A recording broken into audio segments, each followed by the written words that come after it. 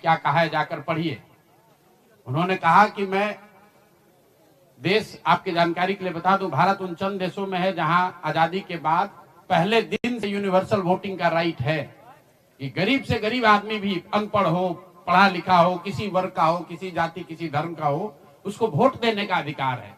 America जैसे देश में अधिकार मिलने में 10 को लग गए, इस देश में यह अधिकार रहा है।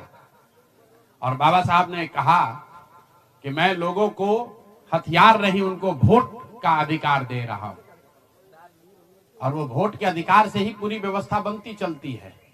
सरकार चुनाव के पहले योजना निकालती है कि जो लोग भी गरीब हैं, जो लोग, आप जो कैबिनेट का डिसीजन है उसको पढ़िए, उसमें लिखा गया है कि जो लोग भी इनकम टैक्स नहीं देते हैं और जो सरकारी नौकरी नहीं करते हैं, वो सारे परिवार के लोग, उनको 2-2 लाख रुपया दिया जाएगा रोजगार करने के लिए। और फिर अगले 1 महीने तक सरकारी व्यवस्था लगाकर महिलाओं को 10-10 हजार रुपए देकर उनका वोट खरीदा जाता है। उनके पीछे सरकार की व्यवस्था लगती है, वो पैसा लेकर बदल ना जाए। उनको जीविका के समूहों से जोड़ा गया, उनको जीविका की दीदियों को उनके पीछे लगाया गया कि भाई तुम जाकर इसी पर वोट करना। ये हुआ है, तब आपको ये प्रचंड बहुमत दिख रहा है।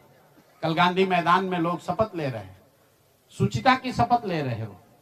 हम लोग नीतीश कुमार को ईमानदार व्यक्ति मानते हैं, मैं व्यक्तिगत तौर पर उनसे जुड़ा रहा हूं, व्यक्तिगत तौर पर ईमानदार। लेकिन ये ईमानदारी की कौन सी परिभाषा है?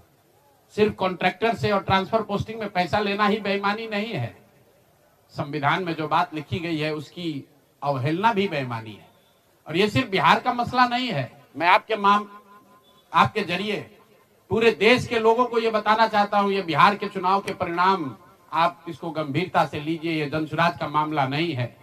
अगर ये चीज अलाउ कर दी जाए तो देश से लोकतंत्र खत्म हो जाएगा। कोई भी दल जो सत्ता में है वो कभी चुनाव ही नहीं हारेगा।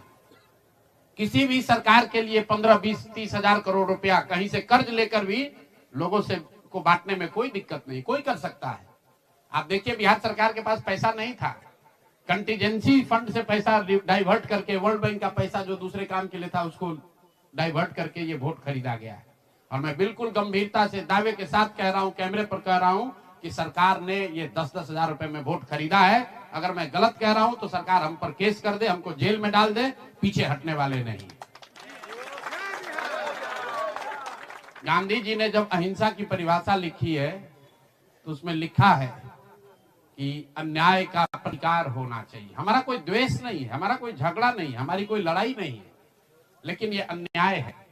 ये अन्याय जनसुराज के लिए नहीं है, राजनीतिक दलों के साथ नहीं है, कैंडिडेट के साथ नहीं है जो जीते और हारे।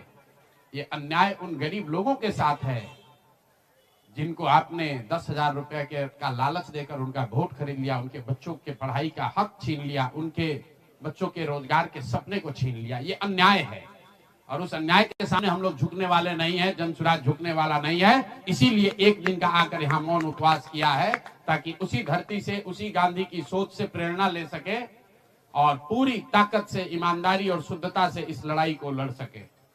वो सारे गरीब लोग जिनको आपने 2 लाख रुपए का लालच दिया, 10 हजार रुपए का पहला इंस्टॉलमेंट दिया, अब ये जनसुराज की जिम्मेवारी है कि हर उस व्यक्ति तक हम लोग पहुंचेंगे और सरकारी तंत्र उसको उलझा ना दे, ये ना कह दे कि ये फॉर्म नहीं भर पाया। इसलिए अब जनसुराज वो जिम्मेवारी लेगा।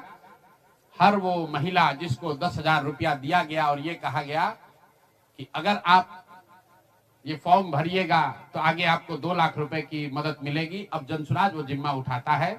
आने वाले 1 साल 1.5 साल तक घर घर जाएंगे और आपके माध्यम से उन सारी महिलाओं को ये बताना चाहता हूं कि आप घबराइए नहीं। सरकार के अफसर आपको कहेंगे कि आप जो सरकारी शर्तें हैं उसको पूरा नहीं कर रही हैं।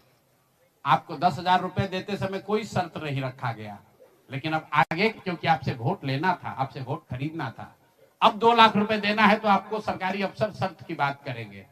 तो सरकारी शर्तों के हिसाब से जो यहाँ के ग्रामीण विकास मंत्रालय ने जो शर्त जारी किए हैं, उस शर्तों के हिसाब से, उसके मुताबिक बिहार की 1.5 करोड़ महिलाओं से फॉर्म भरवाकर सरकार को जमा कराने का जिम्मा अब जनसुराज के साथियों का है। हम लोग उन घरों तक जाएंगे और आपके सामने ये घोषणा कर रहे हैं, 15 जनवरी के बाद जनसुराज की ओर से सारा जन स्वराज परिवार हम लोग घर घर जाएंगे।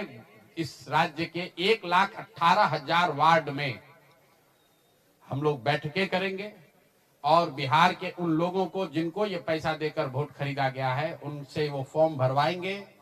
सरकार की जो योजना की शर्तें हैं उसके हिसाब से वो कागज जमा कराएंगे ताकि उनको या तो 2 लाख रुपया मिले या फिर भविष्य के लिए उनको समझ में आ जाए कि कभी गलती से भी वोट बेचना नहीं है, किसी भी लालच में नहीं पड़ना है, क्योंकि आज हुआ ये तो 5 वर्ष के बाद भी हो सकता है।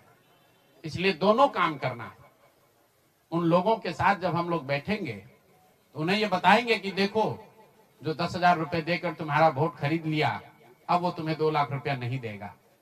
तो उनको ये समझ भी होगी, सरकार की जवाबदेही भी तय होगी और आगे भविष्य में ऐसा न दोहराया जाए ये भी होगा।